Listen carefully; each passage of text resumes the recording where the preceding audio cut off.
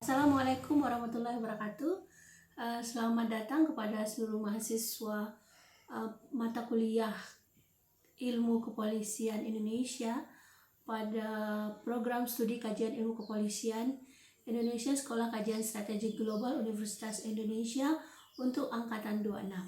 Baik, selanjutnya pada pertemuan kedua saya akan menyampaikan terkait mengulang kembali terkait tentang pengertian ilmu kepolisian.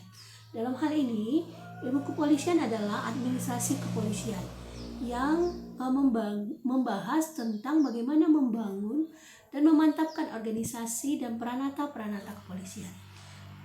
Kebudayaan dan etika kepolisian, kemudian manajemen personil, birokrasi, dan keuangan sesuai kebutuhan masyarakat untuk dapat menciptakan rasa aman dan keteraturan sosial, mengayomi dan melindungi masyarakat dan warga serta harta benda mereka, yang tujuannya adalah mencegah terjadinya dan memerangi kejahatan dengan upaya bahwa proses mencegah tersebut atau memerangi kejahatan dilakukan dengan secara adil.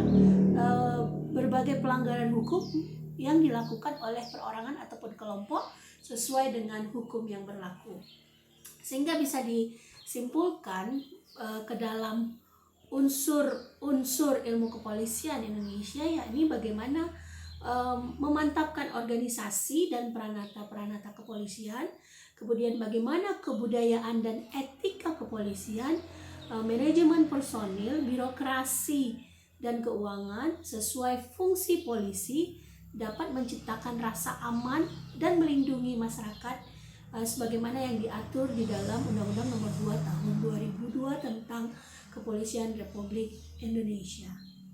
Selanjutnya saya akan menyampaikan terkait soal visi.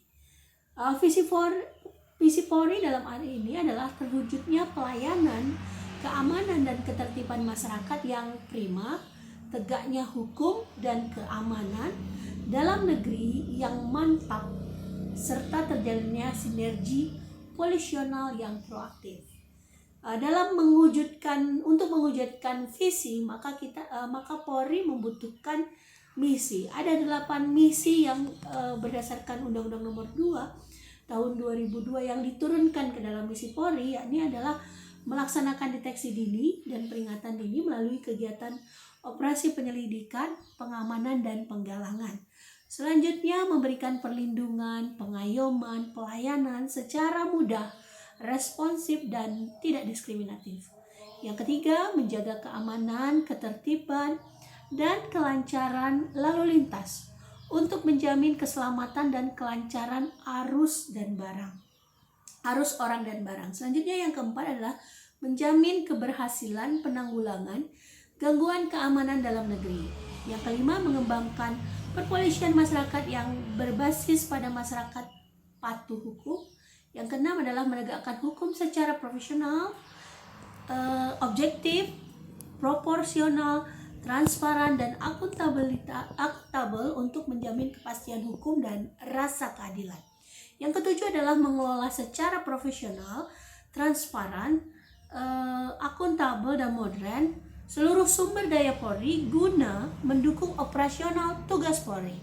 Yang kedelapan adalah membangun sistem sinergi polisional interdepartment dan lembaga-lembaga internasional maupun komponen masyarakat dalam rangka membangun kemitraan dan jejaring kerja, partnership, building, atau networking. Selanjutnya, Kapolri yang terbaru, ya, Bapak Sigit, di tahun 2001 Kapolri melakukan upaya-upaya dalam mewujudkan misi dengan perluasan etle dan larangan tilang polisi, menghidupkan PAM Swakarya, penyelesaian kasus hate speech, ASN Polri, dan penyandang disabilitas, hapus stigma kriminalisasi ulama, kemudian virtual police, menggait influencer, melibatkan mantan napiter, cegah radikalisme. Selanjutnya adalah transformasi Polri yang presisi. Dalam proses mewujudkan visi misi yang dalam hal ini merupakan target kerja Polri, target kerja Kapolri di 2021. Polisi selalu menjalankan yang dimaksud dengan azas kepolisian Indonesia dalam Tribrata. Dalam hal ini ada 3 hal yang menjadi Tribrata, yakni berbakti kepada nusa dan bangsa dengan penuh ketakwaan terhadap Tuhan Yang Maha Esa, menjunjung tinggi kebenaran, keadilan, dan menegakkan hukum negara Kesatuan Republik Indonesia yang berdasarkan Pancasila Undang-Undang Dasar 1945. Dan yang terakhir adalah yang ketiga, senantiasa melindungi, mengayomi, melayani masyarakat dengan keikhlasan untuk mewujudkan keamanan dan ketertiban sebagaimana yang menjadi fungsi Polri yang diatur di dalam Undang-Undang Nomor 2 Tahun 2002.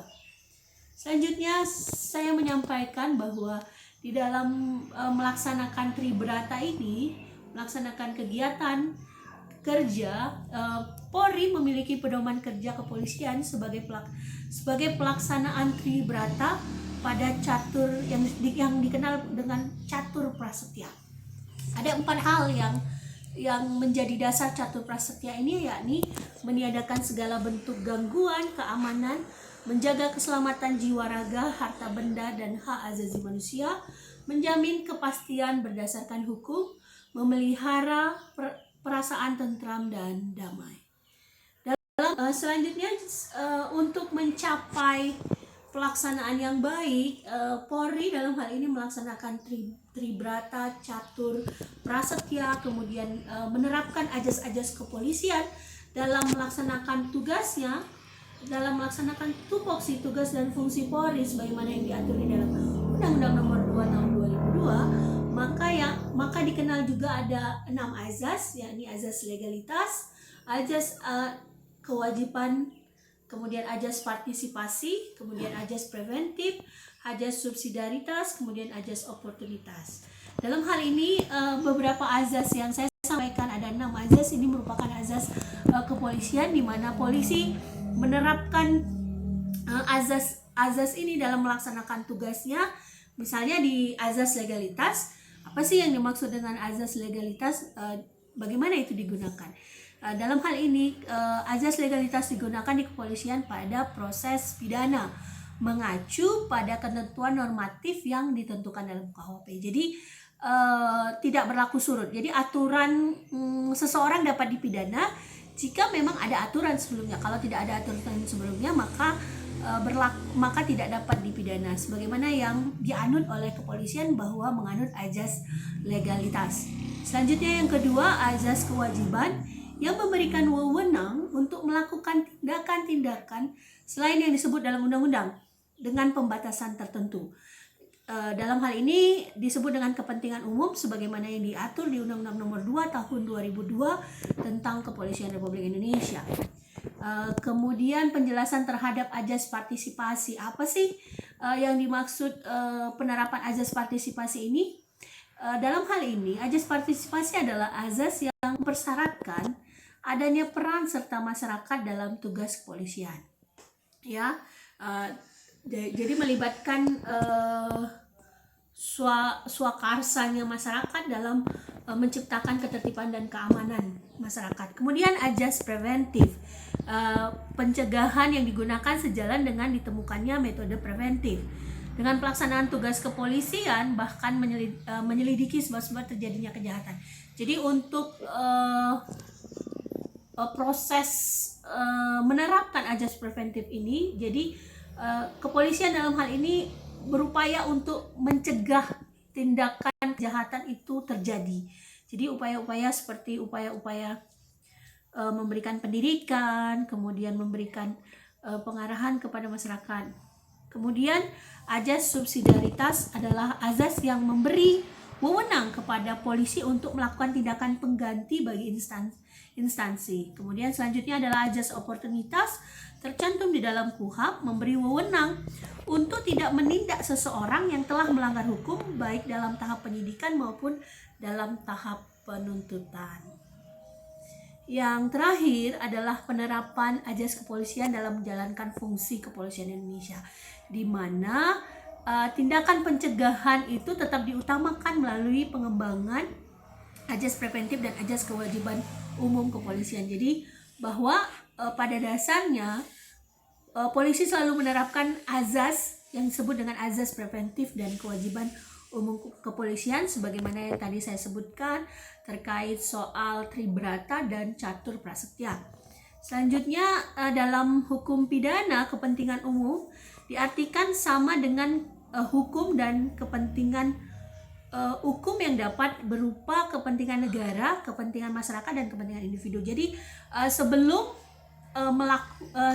azas preventif ini pada dasarnya adalah harus didasarkan pada kepentingan umum. Yang dimaksud kepentingan umum adalah kepentingan negara, kepentingan masyarakat dan kepentingan individu. Yang ketiga adalah dalam mewujudkan visi Polri. Jadi tujuan proses pencegahan pelaksanaan fungsi Polri yakni pelayanan keamanan dan ketertiban masyarakat yang prima, tegaknya hukum dan keamanan dalam negeri yang mantap, serta terjalinnya sinergi polisional yang proaktif.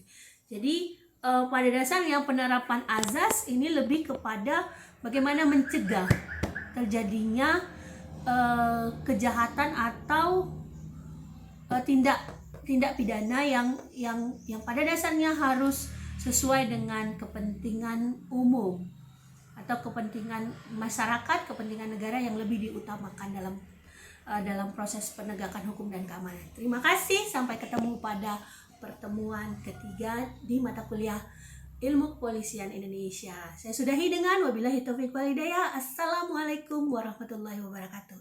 Jangan lupa presentasi untuk pertemuan ketiga bagi kelompok 5, 6, 7, dan 8 terkait misi Polri. Baik, sampai ketemu lagi.